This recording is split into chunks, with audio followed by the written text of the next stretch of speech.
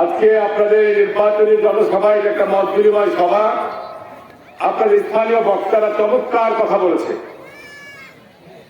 আপনাদের স্থানীয় নেতৃবৃন্দ আপনাদের এলাকার কিছু সমস্যার প্রতি দৃষ্টিপাত করেছে। আমি এই সমস্ত সমস্যাগুলোর ব্যাপারে অবগত। আপনাদের বর্তমান নারায়ণ এই শাহজাহানপুর ইউনিয়নে কত কোটি টাকা ডেভেলপমেন্ট কাজ চলছে সেটা কি আপনারা জানা আছে? ফরিদপুর বিওপি থেকে হাকিমপুর বিওপি রাস্তার কাজ কি চলছে? ওই হাকিমপুরের লোকজন হাত তুলেন দেখি। হাকিমপুরের লোকজন, ওই হাকিমপুরের লোকজন কাজ হচ্ছে। বলে গেছিলাম যে ফেব্রুয়ারির মধ্যে কাজ শুরু করাবো। ইনশাল্লাহ আগামী 2 মাসের মধ্যে ওই রাস্তার কাজ আমি সম্পূর্ণভাবে পূর্ণ নির্মাণ শেষ করবো ইনশাল্লাহ। বলেছিলেন যে আমাদের ভোটের আগে কাজটা শুরু করেন, আপনাকে আশা লাগবে না।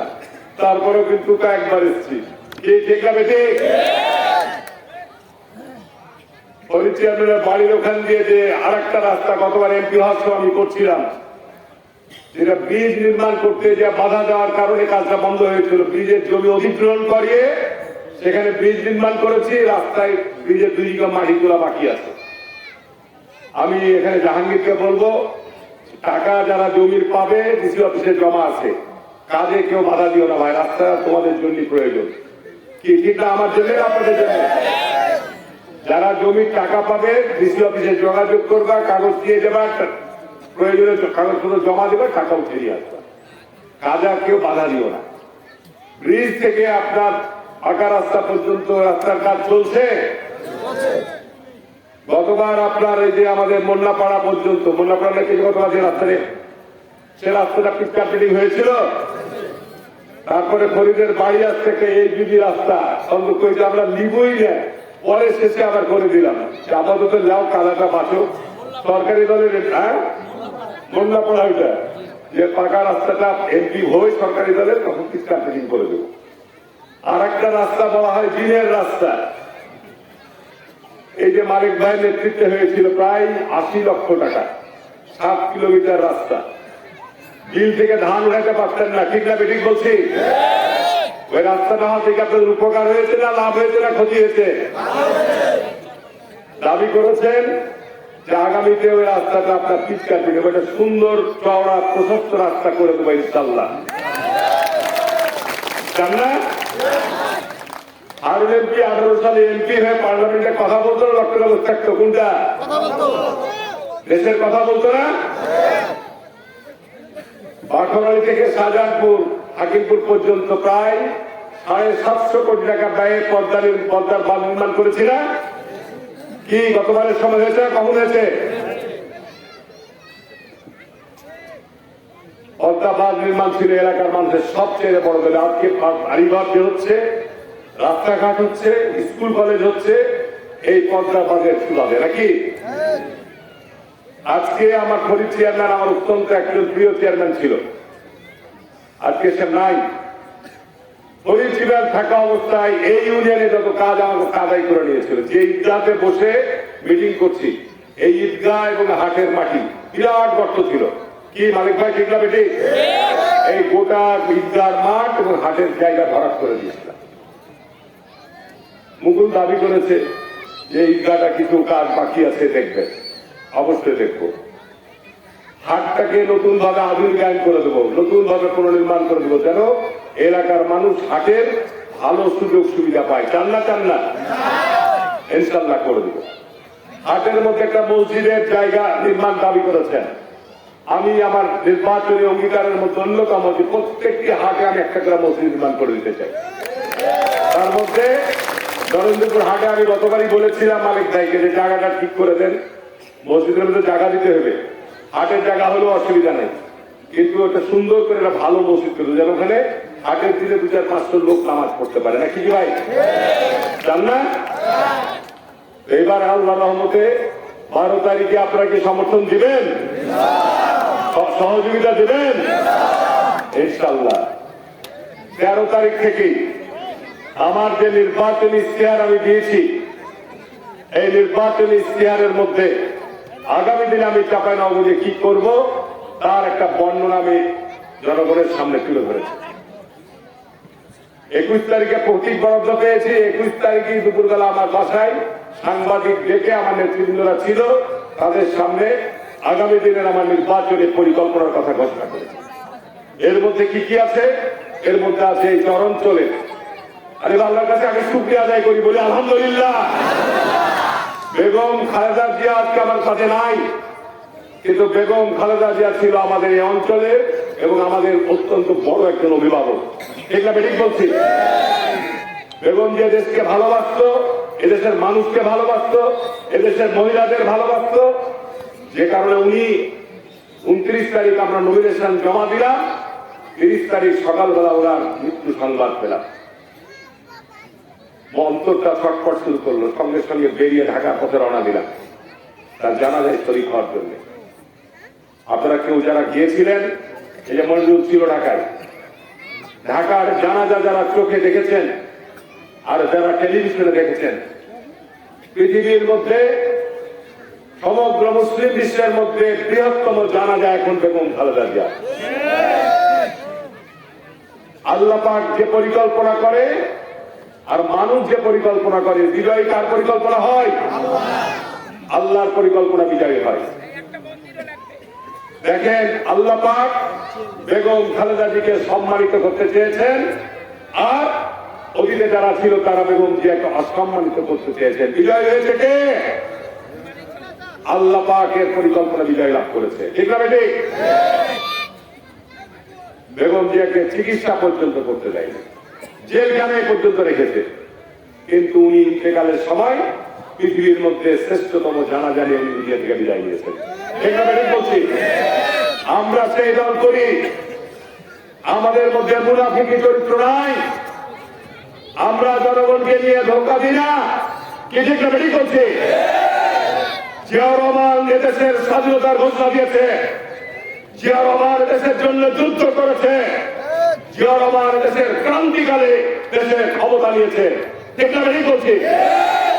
দেশের একটি অস্থিতিশীল অবস্থাকে দেশে উনি শান্তি স্থাপন করে বিদায় নিয়েছেন। 1981 সালে 23শে মে যেদিন জিয়াউর রহমান মারা যায়, সেই দিন বাংলাদেশে আমরা আগে বলতাম জিয়াউর রহমানের ভাগ্যে যে জানাজা হয়েছে, এত বড় জানাজা কারো হয়নি। তার উত্তরসূরি বেগম খালেদা জিয়া এদেশের মানুষের সুখে দুঃখের সাথী ছিলেন, অন্যায়ের প্রতিবাদ করেছেন, এদেশের জুলুম নিপীড়ন নির্যাতনের প্রতিবাদ করেছেন। তারই উত্তরসূরি আজকে তারেক রহমান এই গত পরশুদিন রাজশাহী মিটিং এ ছিলেন, আমরা গিয়েছিলাম চাঁপাইনবাবগঞ্জ থেকে। উনি ঘোষণা দিয়েছেন যে আগামী দিনে বিএনপি ক্ষমতায় আসলে কৃষকদের 10,000 টাকা ঋণ মাফ করে দেবেন, সুদ সহ। বেগম জিয়া বলেছিল 91 সালে যে আমরা কৃষকদের 25,000 টাকা সুদ সহ ঋণ মাফ করে দেবো। কি ভাই করেছিল না? বেগম খালেদা জিয়া বলেছিল যে আমাদের মেয়েরা অগ্রসর শিক্ষায় অনেক পিছিয়ে আছে, যে কারণে বেগম জিয়া মেয়েদের জন্য ইন্টারমিডিয়েট পর্যন্ত অবৈতনিক শিক্ষা বিনা বেতনে লেখাপড়ার ব্যবস্থা উনি করে দিয়ে গেছেন। ঠিক না বেঠিক বলছি? এদেশে বয়স্ক ভাতা, বিধবা ভাতা বেগম জিয়া চালু করে গেছে। ঠিক না?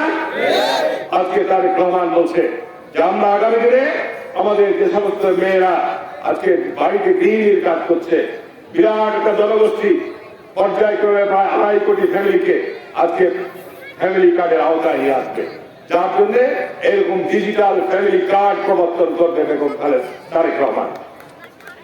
আমাদের প্রত্যেকটা পরিবারকে, যারা আজকে আমাকে ভোট দিলেন, যারা সিজে দিলেন, যারা অন্য পক্ষ থেকে দিলেন, সবাইকে কিন্তু এই আওতায় নিয়ে আসা হবে। এখানে কেউ কোনো কারচুপি হবে না। জামাত ইসলাম বলছিল ভুয়া, প্রমাণ করে দিবেন আগামী 12 তারিখের রায় দিয়ে এটা সত্য না ভুয়া। ইনশাল্লাহ ক্ষমতায় গিয়ে আমরা প্রমাণ করে দেবো আমরা যে কথা দিই জনগণের সামনে, সেই কথা আমরা রক্ষা করব। আমরা কৃষকদের জন্য, এখন ডিজিটাল যুগ, কৃষকদের জন্য ভুতুকি দেওয়া হয়, সেটা লুটপাট হয়ে যাচ্ছে, কৃষকরা পায় না, যে কারণে কৃষকদের জন্য আমাদের দেশ এখনো কৃষি নির্ভর। এই চরাঞ্চলের মাটি বেগম জিয়ার ওই বাদ করে দেওয়ার সুবাদ এখন সোনার মতো খাঁটি হয়ে গেছে। একটা বেশি বলছি, লাখ টাকার কমে কোনো কাঠা এখন মাটি নেয়, বিঘাতে দূরের কথা।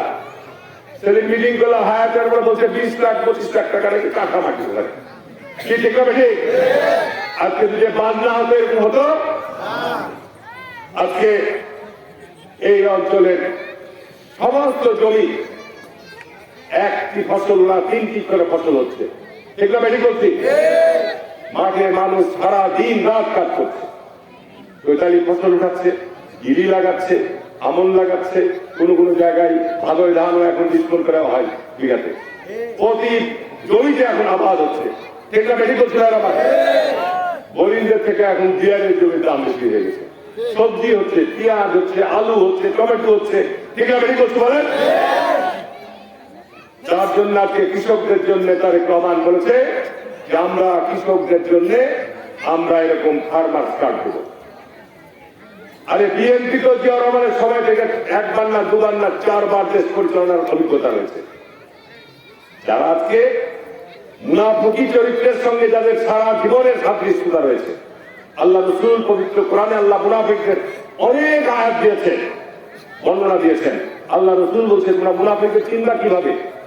মুনাফিকদের চিনার পরিচয় আল্লাহ রসুল বলে দিয়েছে, যখন কথা বলবে মিথ্যা বলবে, বলে আমারও রাখা হবে, তার খেয়ানত করবে, আর যে ওয়াদা করবে তা ভঙ্গ করবে। জামাত ইসলাম তাদের বয়স প্রায় 85 বছর। যে দলটি জন্মলগ্ন থেকে 1947 সালে পাকিস্তান সৃষ্টির বিরোধিতা করেছে মওদুদী সাহেবের নেতৃত্বে, ঠিক না বেশি বলছি?